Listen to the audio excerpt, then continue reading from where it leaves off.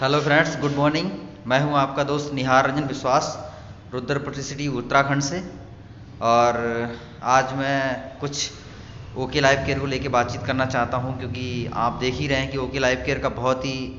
बेहतरीन परफॉर्मेंस हो रहा है और चारों तरफ जो चर्चा चल रही है ओके लाइफ केयर की चल रही, और होनी भी क्यों नहीं चाहिए, क्योंकि ऐसी चीज़ें हो चुकी हैं पिछले 25 साल से डायरेक्ट सेलिंग जो कभी नहीं हुआ वो इस समय हो रहा है। तो जाहिर सी बात चर्चाएं तो चलेंगी चलेंगी, क्योंकि अभी हम कुछ दिन पहले कंपनी का जो 4th एनिवर्सरी था वहाँ पे होके आए हैं और हमने बहुत सारी चीज़ों को ऐसे सुना है, क्योंकि फर्स्ट टाइम मैं जो अचीवर्स डेवलपमेंट प्रोग्राम होता है मैं पहली बार वहाँ पे गया हूँ और बहुत सारी इन्फॉर्मेशन मुझे मिली हैं, जिसकी वजह से मुझे आज बहुत प्राउड फील हो रहा है कि हमने चाहे जाने या जाने में जो भी डिसीजन लिया है बहुत अच्छा डिसीजन लिया है। क्योंकि ओके लाइफ केयर वाकई में बहुत बड़ी कंपनी होने जा रही है। अभी 4 साल इन्होंने गुजारे हैं और 4 साल में ये प्रूव कर लिया है कि वाकई में सही तरीके से डायरेक्ट सेलिंग कंपनी को जो आज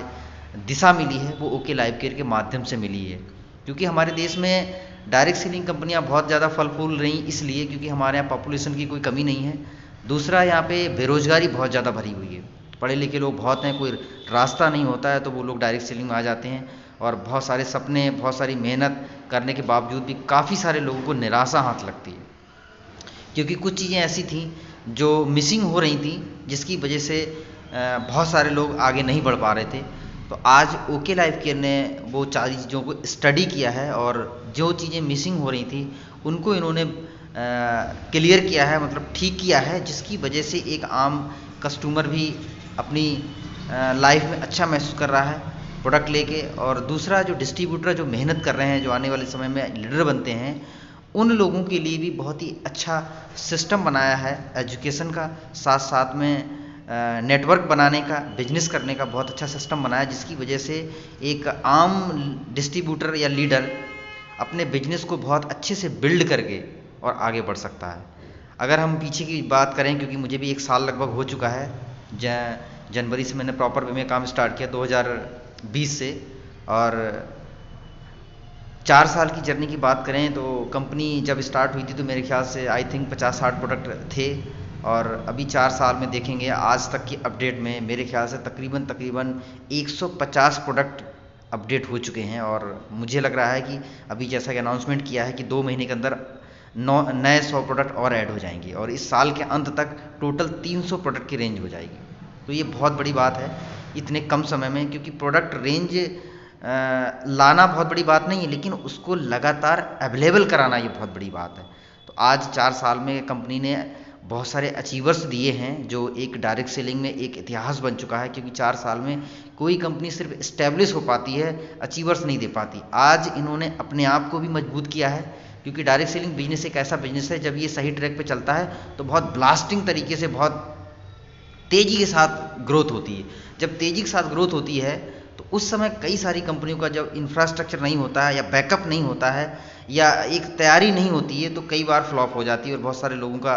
सपना जो है चकनाचूर रह जाता है। तो कंपनी ने 4 साल में अपने आप को इतना स्टेबल किया, इतना मजबूत किया, इतना बेहतरीन बैकअप बना लिया है। हालांकि जो बीच में लॉकडाउन था तो और इनके लिए ज़्यादा बढ़िया हो गया, क्योंकि उस समय थोड़ा स्लो मोशन में काम चल रहा था, मीटिंग सेमिनार ट्रेनिंग नहीं हो पा रही थी। उस समय इन्होंने अपने आप को बहुत अच्छी तरह डेवलप किया है, जो इंफ्रास्ट्रक्चर था वो पूरी तरीके से मजबूत कर लिया। अपना जो 5 स्टार प्रॉपर्टीज का ऑफिस, जो कि आज 4 साल में बहुत बड़ी मिसाल है, इतना बड़ा इतना बेहतरीन ऑफिस शायद इतनी जल्दी नहीं बन पाता, वो उन्होंने कंप्लीट किया है। दूसरा, मैन्युफैक्चरिंग यूनिट का भी बहुत ज़्यादा इशू आता है डायरेक्ट सेलिंग कंपनी में, तो इन्होंने अपने मैन्युफैक्चरिंग यूनिट को भी लगभग तैयार कर लिया है। बहुत सारी चीज़ों का अभी स्टार्टिंग हो रही है, ट्रायल चल रहा है और जल्दी ही उसकी मैन्युफैक्चरिंग भी स्टार्ट हो जाएगी, जो कि बहुत बड़ा एक रोल होता है डायरेक्ट सेलिंग इंडस्ट्री और कंपनी में, अपनी खुद की मैन्युफैक्चरिंग होना। साथ साथ में सामान को पूरे ऑल ओवर इंडिया लेवल पे लोगों तक डिलीवरी करना, पहुंचाना, ये बहुत बड़ी एक प्रॉब्लम होती है, चैलेंज होता है। हालांकि कंपनी ने अपने बहुत बड़े बड़े वेयर हाउस भी बनाए हैं, लेकिन वो भी उन्हें लगा कि आने वाले समय में ये छोटे पड़ जाएंगे। तो इन्हीं लॉकडाउन के दौरान बहुत ही बड़ा 70,000 स्क्वायर फीट में इन्होंने अपना वेयर हाउस अम्बाला में खोल दिया है। 70,000 का मतलब यूँ समझ लीजिए कि उसके अंदर 400 ट्रक एक साथ जा सकते हैं, इतनी बड़ी जगह है। तो आने वाले समय में प्रोडक्ट की कोई दिक्कत नहीं होगी, क्योंकि इन्होंने अपनी कैपेसिटी को बहुत बढ़ा के रखा हुआ, क्योंकि उन्हें मालूम है कि आने वाले समय में हम ट्रेडिशनल मार्केट को टक्कर देने आए हैं, तो जाहिर सी बात तैयारी हमें करनी पड़ेगी। तो इन 4 साल में कंपनी ने बहुत अच्छी तरह से मजबूत किया है। अब एक ही चीज़ रह जाती है, वो ये चीज़ रह जाती है, क्योंकि आम कस्टमर मार्केट में देखा ये गया है कि वो सिर्फ और सिर्फ कोई भी प्रोडक्ट की डिमांड करता है तो उसने अचानक उसके दिमाग में नहीं आया, उसको कहीं ना कहीं से सीडिंग हुई प्रोडक्ट के बारे में या कंपनी के बारे में। तो वो ज़्यादातर आजकल देखा गया हमारे इंडियन मार्केट में मैक्सिमम लोग जो है उसको जो देखते हैं वो टेलीविज़न पे देखते हैं, उनसे वहीं पता चल जाता है कि ये प्रोडक्ट किस काम का है, किस ब्रांड का है, किस नाम का है। उसी चीज़ को वो एक बार याद कर लेते, क्योंकि बार बार वो चीज़ रिपीट होती रहती है, जिसकी वजह से उसको दिमाग में छप जाता है और जाके वो किसी न किसी शॉप से या कहीं माल से या स्टोर से जाके डिमांड करता है। तो देखने में ये आया है कि पिछले 25 साल से डायरेक्ट सेलिंग कंपनी हालांकि बहुत सारे अचीवर्स दिए हैं, बहुत मीटिंग सेमिनार ट्रेनिंग की हैं, बहुत सारे लोगों ने ड्रीम भी पूरे किए हैं, लेकिन बावजूद अगर ट्रेडिशनल मार्केट और डायरेक्ट सेलिंग का जो बिजनेस कंपेयर करेंगे तो 99% ट्रेडिशनल मार्केट के पास में और 1% मात्र बिजनेस सिर्फ डायरेक्ट सेलिंग में, और वो भी 450 कंपनियां और छोटी मोटी और भी अनऑर्गेनाइज सेक्टर की भी कंपनियां कर रही हैं। उसके बावजूद भी बहुत छोटा टर्नओवर है, जो कि इंडिया के लिए बहुत ही एक छोटी सी बात है, क्योंकि हमारे यहाँ पॉपुलेशन बहुत ज़्यादा है और ये सारा बिजनेस पॉपुलेशन पर डिपेंड करता है। हमसे भी छोटी छोटी कंट्री हैं, मलेशिया है, थाईलैंड है, उसके बाद आपके ऑस्ट्रेलिया है, ये हमसे भी कई गुना जाके टर्नओवर करते हैं डायरेक्ट सेलिंग में। लेकिन आज विडंबना रही है कि डायरेक्ट सेलिंग का टर्नओवर हमारे यहाँ बहुत ज़्यादा नहीं हो पाया है। लेकिन आज ओके लाइफ केयर एक पहली ऐसी कंपनी है जो आज ट्रेडिशनल मार्केट को कैप्चर करना चाह रही है, क्योंकि उन्होंने स्ट्रेटजी ऐसी बनाई, क्योंकि हमारे देश में इंडियन मेंटलिटी जो है वो चीप एंड बेस्ट की तरफ देखती है। पहले चीप एंड बेस्ट होना चाहिए, उसके बाद वो रेगुलर लेने लगे। तो इन्होंने अपने रेट को वाजिब किया है, क्वालिटी को बहुत इंप्रूव किया है, और अभी तो कुछ प्रोडक्ट हमारे सामने ही लॉन्च हुए हैं, मतलब प्रीमियम सेगमेंट लॉन्च किया है, और वो भी बहुत ज़्यादा अफोर्डेबल रेट पे। जो आज तक इंटरनेशनल कंपनियां